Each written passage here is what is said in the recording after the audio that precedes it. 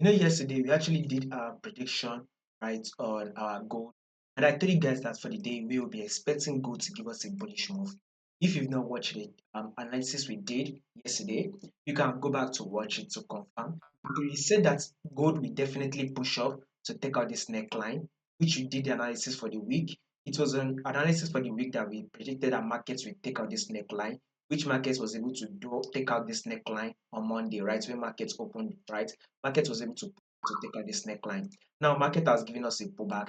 We will be expecting market to push up one more time again. That's to tell you that another bullish move is what we are going to be expecting on our gold again. So today we should expect gold to open and close bullish. So whatever you want to be doing on your gold, you should be looking for a buy, because when you go to your forward time frame, you will see something like this.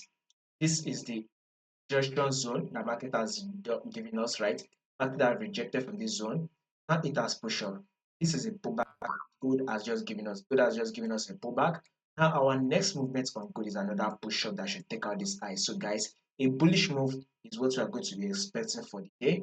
If there will be any changes to this movement, I'll make sure I let you guys to know. So in order for you not to miss out on any updates, make sure you click on the subscribe button.